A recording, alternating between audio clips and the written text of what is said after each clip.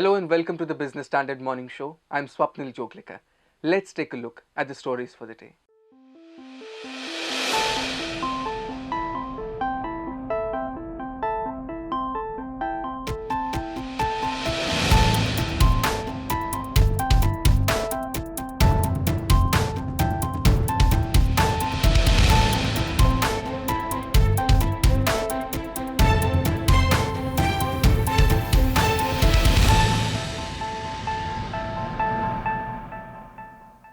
2022 was a year of reckoning for Indian startups. They were forced to re-evaluate their business models. For them, the winter arrived early as venture capitalists started tightening their purse strings. New unicorns halved and mass layoffs followed. Now, with 2022 coming to an end, the projections for next year are not very optimistic either. So how did this year change Indian startups? And how have the year's challenges prepared them for 2023? Bashwar Kumar brings you the answers.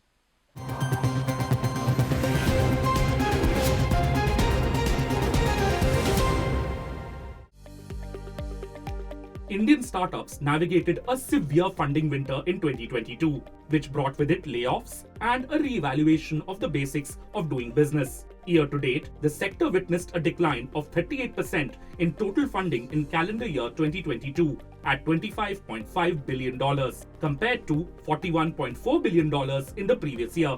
This was the finding of a report by market intelligence platform Traction. The reason for this decline was a 50% drop in late-stage funding. The number of investment rounds also shrank by 32%. According to Traction, the retail startup sector witnessed a 57% decline in funding between January and November 2022 compared to the same period in 2021. The fintech sector saw a 41% decrease in funding compared to last year. The edtech startup sector, which benefited considerably as classes and tuitions moved online during the COVID-19 pandemic, also saw a significant 39% drop in funding during this period compared to last year. The edtech sector was hit particularly hard. Valuations in the sector had run up based on expectations that the gains made during the pandemic could be sustained.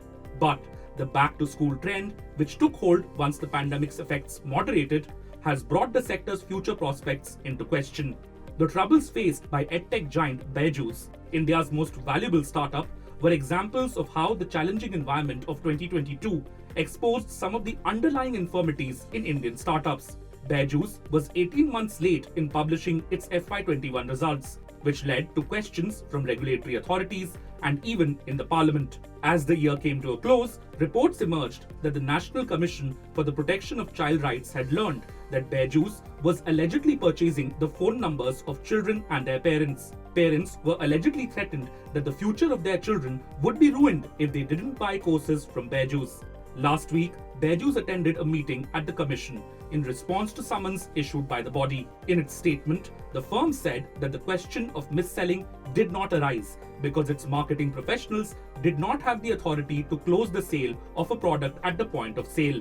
Byju's has also reportedly agreed to modify its refund policy and undertake an affordability evaluation of parents before offering them courses and loans. Meanwhile, the child rights organization was set to meet with Byju's on Monday again to gather further details on this matter. Amid these troubles, Byju's also had to take a hard look at rationalizing its workforce. In October, the company announced that it would lay off 5% of its workforce, or about 2,500 employees. The development was a reflection of the other trend that gripped startups in 2022: layoffs. A group of 52 Indian startups, including several unicorns and soonicorns, has reportedly laid off almost 18,000 employees during the year. Of the total employees fired, about 85% worked for edtech, e-commerce, and consumer services startups. It is evident that in order to survive the funding winter, Indian startups are now paying more attention to unit economics, a fact that was illustrated by the layoffs that occurred in 2022. The final indicator of how tough 2022 was for the sector is that India's unicorn rush also slowed down significantly. While 13 Indian startups attained unicorn status in the first 3 months of 2022, compared to 8 in the first 4 of 2021, the pace of startups turning unicorns dropped sharply as the funding winter set in. Only 21 Indian startups reportedly entered the Unicorn Club in 2022, compared to 44 in 2021. Clearly, 2022 was a year the sector will not forget anytime soon. There's a listing of several large startups. That's a big event that has happened. If you look at it, we always thought about the fact that can these startups get listing done? And that has happened. But the performance has been below expectations. And I think largely reality has returned in terms of valuations, expectations for profitability, sustainable businesses, and cost control, frugality has been rewarded. So those, I think, are the big trends in terms of startups for 2022. Most of the startups have cut down on their costs, cut down on overspending, maybe laid off a few people, and they really understood that capital is scarce, and they're focusing on improving the business. And the last point is there were many IPOs, and most of the IPOs are quoting below their entry price, and they're now trying to find a viable business model. So I think this decline and the downturn has helped people become more focused, made them more competitive, and created more hunger in them. So I think it's been a good thing because the exuberance of the previous year has disappeared and reality has sunk in. Overall, 2022 was a year of several tough lessons for the Indian startup sector. The days of easy money are over. Growth at all costs is no longer enough for investors.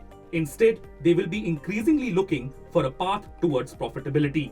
Most importantly, the days of negligible regulatory oversight are over, and good governance is mandatory. Indian startups will do well to internalize these lessons since the projections for 2023 from several quarters aren't too optimistic. In October, Traction co-founder Neha Singh pointed to global macroeconomic conditions, particularly the fears of a worldwide recession, as one reason behind the slowdown. According to Singh, the funding slowdown in India was expected to continue for the next 12 to 18 months, and its effects were expected to intensify going forward. More recently, Flipkart CEO Kalyan Krishnamurthy reiterated that the startup funding winter could last another 12 to 18 months, and the sector could face a lot of turmoil and volatility.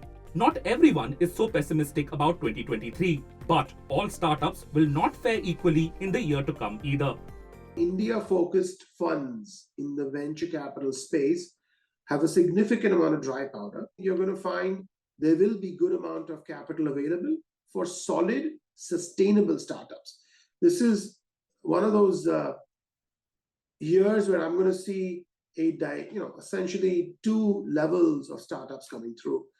The successful ones, which I believe are the ones where there's a good model, where there is profitability or a path to profitability, those will do well. I think the ones where the differentiator exists, those startups should be able to access capital. Well, I think if you look at 2022, in the last 9 months, investing has been more sensible. A large number of startups have got Series A, Series B money at reasonable intervals, and they've got smaller checks. So I think 2023 will follow the trend. More money will come in than what we got in 22. Valuation will be more reasonable, and the companies which are showing growth and the startup which are got a good revenue model, we're showing growth, will get more capital.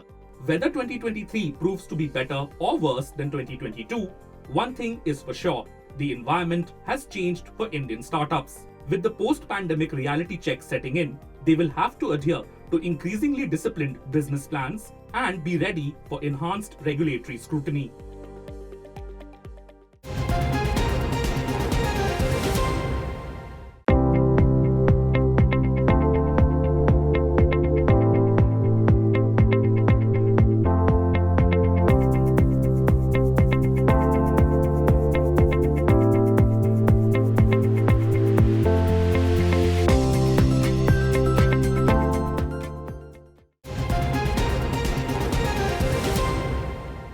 The horizon for Indian startups may not be that bright, but things are certainly looking up for India's toy manufacturers. Import of toys has come down by 70% in the last 3 years, while the export is up by 60%. The government is now mulling a production-linked scheme to give a fillip to the sector. So will a PLI scheme help the country's toy manufacturing sector? Our next report by Debar Gasanyal offers an insight.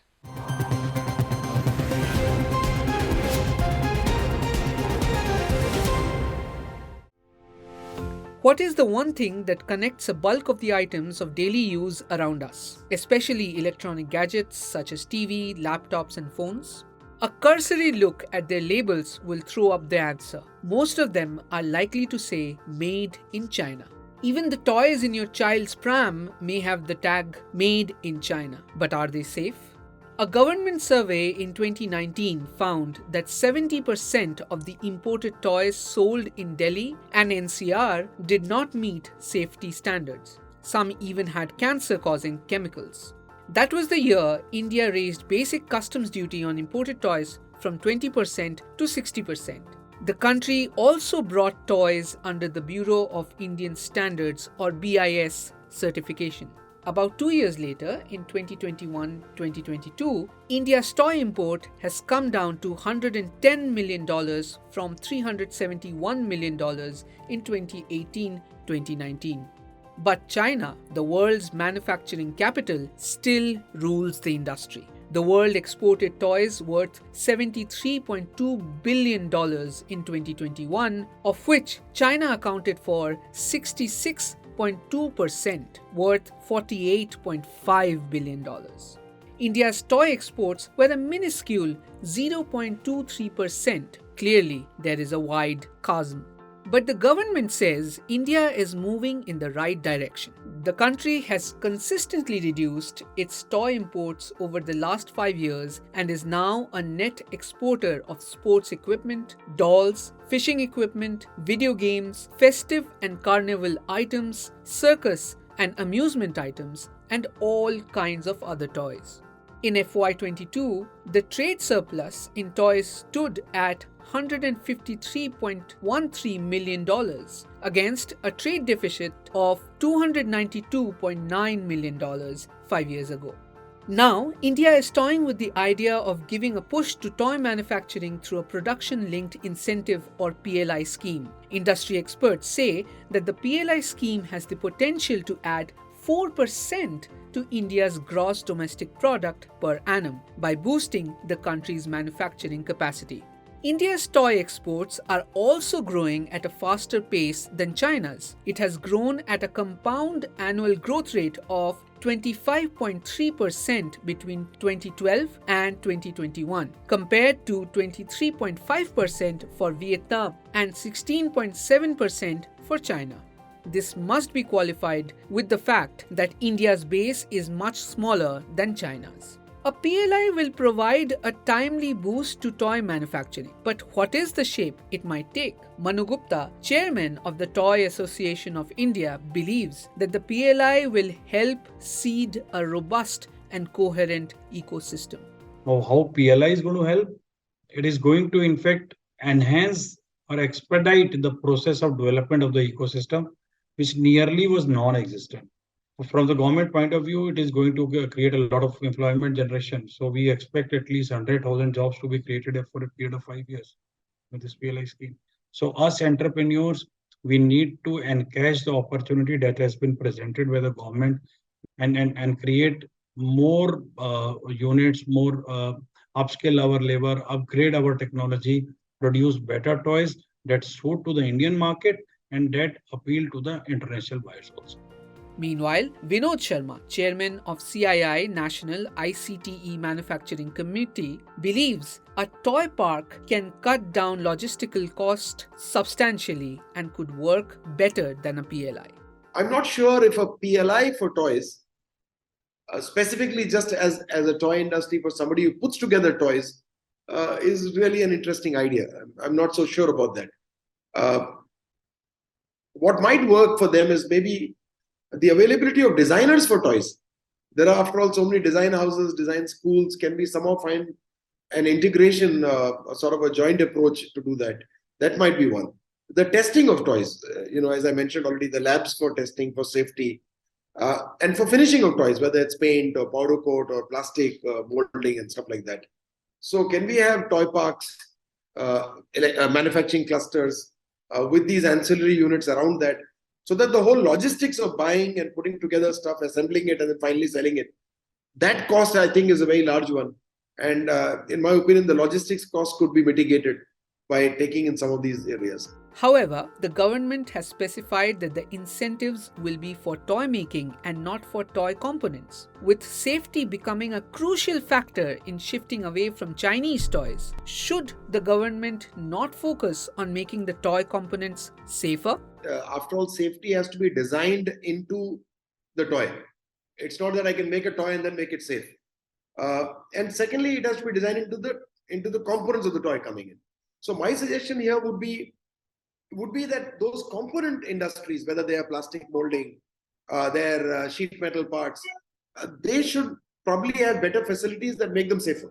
Though both Gupta and Sharma agree that a PLI scheme for components is not feasible, Gupta says the issue of safety depends on the nature of the toys and not the components. He suggests different steps for boosting the global reach of India's toy sector. The macro policy intervention. One is, of course, ensuring the supply of the critical components. So our government would need to come out with a clear-cut policy how to maintain supply of these critical components which are still not available in India. Two, a national action plan on toys is already in place. So we would like that to be converted to a national toy policy also. So there are many states that have come up with their local state policy. Karnataka has taken the lead. Madhya Pradesh has followed up.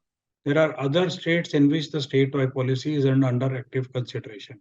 But for the toy industry to grow, we need many clusters. So many state toy policies are needed. It is better a single national toy policy comes up. The PLI scheme surely promises to provide a consolidating boost to the toy manufacturing industry. However, it isn't the only incentive extended to benefit the toy industry in the recent years. The basic custom duty on toys was increased from 20% to 60% in February 2020. With the rupee at an all-time low in the global market, this ushers in a very favorable climate for toy exporters from India. Thus, the true test of strength for the Indian toy manufacturers will be to make their mark in the global market even after such government support schemes have run their course.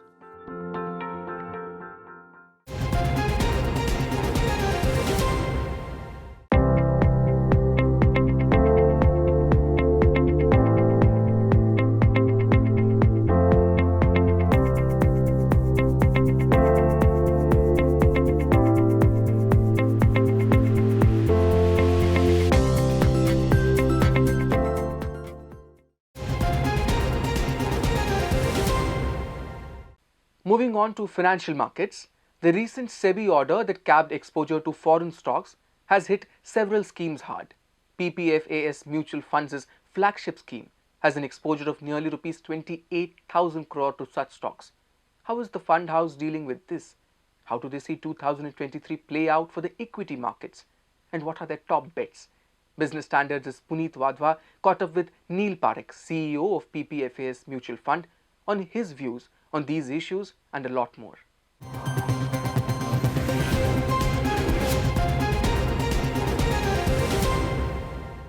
Hello, I'm Puneet Wadhwa, and today we have with us Neil Parekh of PPFAS. Hello, Neil, and welcome. Let me start by asking you, Neil, what's your broad outlook for the markets in 2023? So, so 1 year, or looking forward for 1 year, it's a little tough to predict what the market is going to be. But also the fact that Indian markets have run up more than, say, global markets, there could be a shorter term kind of a time correction, or those markets reach up to us. So we are being a little conservative right now. We're sitting on a little bit of cash right now.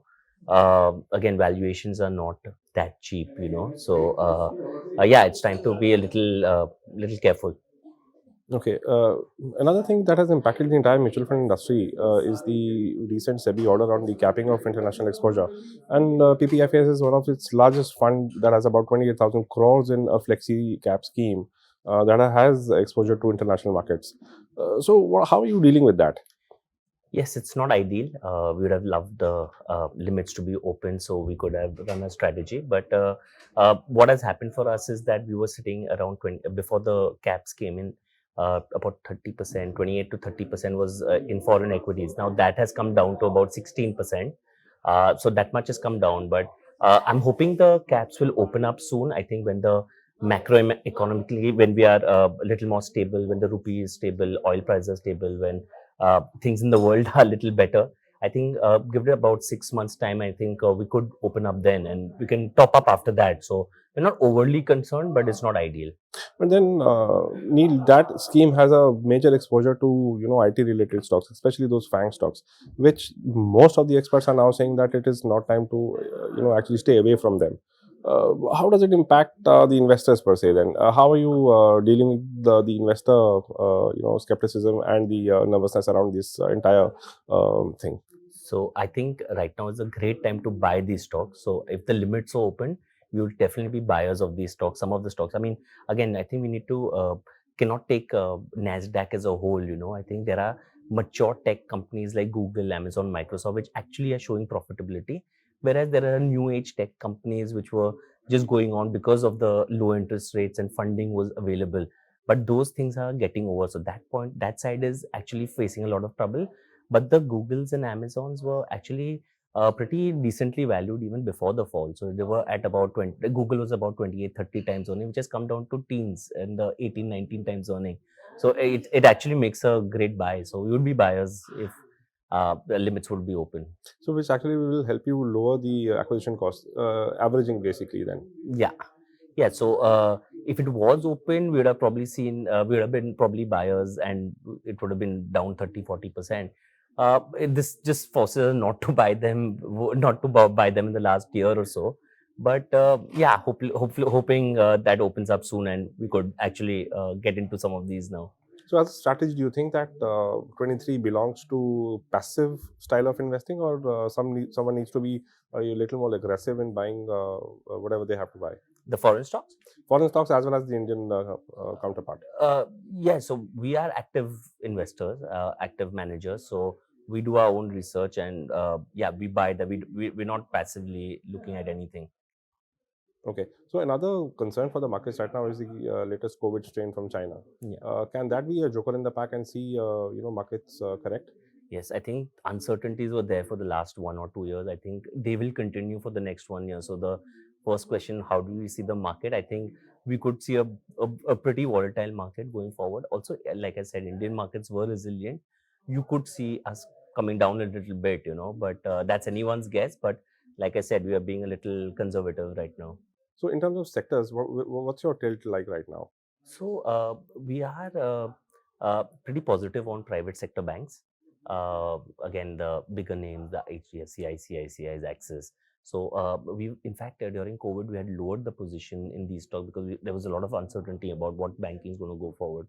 But I think they've come out really well, and I think we've been buyers there. Again, we sold off some of our mid cap IT and converted that into large cap IT because the valuations were attractive, and going forward, I think over a 5-7 year period, these could do well. Again, we like fee-based finance companies like exchanges or CDSL kind of companies, or CAMS kind of a company, where there's a monopoly duopoly kind of situation in some of these, So we've got into some of those recently. Are there any contrarian bets? Contrarian bets, again, one of our biggest contrarian bets was ITC, and that's one of our big position. Also, this is during the COVID times. Yes. Again, autos is something that we will like it. I mean, going forward, and yeah, like I said, if there were the tech stocks were available for us to buy, we would be contrarians and buying them right now. How's the business coming along in general? I mean, we have seen PPFs expand over the past 2 years. Yes. In terms of branch network. What is the road ahead? So road ahead, I think one of the things that COVID has taught us is that, and that the whole narrative that time was that we won't need physical offices and everything will be online. I think that's a little far fetched. I think having branches or feet on the street is absolutely necessary, because the people to people kind of a business, here. So I think when we so obviously branch networks will increase for us, improve for us. At the same time, I think it should be like an Apple model, where the branches are pretty much there for education and to see the products, and then I think the fulfillment can be done through fintechs or directly or through a distributor or online, so the digital capabilities need to be really good. So we're concentrating on the digital capabilities as well as branch expansion. So a phygital model kind of thing would be the right way to go about. Thank you, Neil, for your time today. We hope to see you soon. Thank you. Meanwhile, India is all set to play the host to next special negotiation round of IPEF in February 2023. Indo-Pacific Economic Framework for Prosperity, or IPEF, is a trade partnership whose foundations were laid just a few months ago by the US. But why was it formed? And what does it aim to achieve? Our next report explains.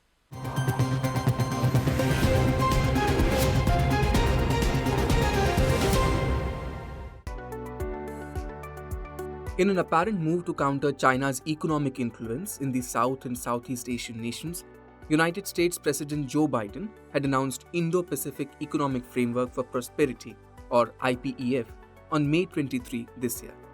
The announcement was made ahead of the Quad Summit in Tokyo.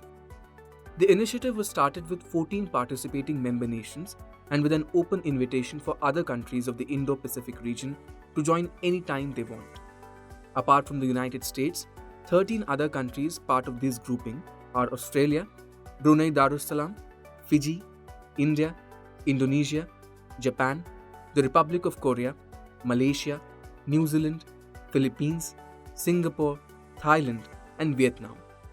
IPEF is a group of countries whose total GDP is 40% of the world GDP, and their economic activities have an important influence on international trade. According to the US, this framework will offer tangible benefits that fuel economic activity and investment, promote sustainable and inclusive economic growth, and benefit workers and consumers across the region. IPEF has 4 pillars. They are fair and reliant trade, supply chain resilience, infrastructure, clean energy and decarbonization, and the 4th is tax and anti-corruption. During the first ever in-person ministerial in September, India had decided to join only 3 pillars and opted out of the crucial trade pillar. New Delhi cited lack of broad consensus on issues pertaining to labor, environment, digital trade, and public procurement as a reason for not joining the trade pillar. Commerce Minister Piyush Goyal, meanwhile, had said the contours of the framework, especially on environment, labor, digital trade, and public procurement, are still shaping up. He also said that India was still firming up its own digital framework and laws, especially on privacy and data. There is also criticism about the US motive to isolate China by forming IPEF. Former Malaysian Prime Minister Mahathir Mohamad had called the IPEF grouping a political grouping rather than an economic one. The exclusion of Taiwan from IPEF is another point of criticism.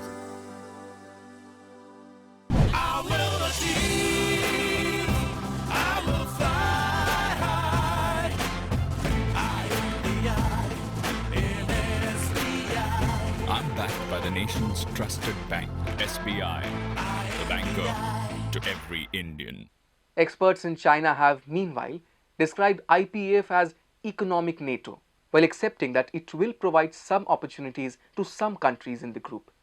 That's all for today. Catch the next episode of The Morning Show tomorrow. Thank you for watching.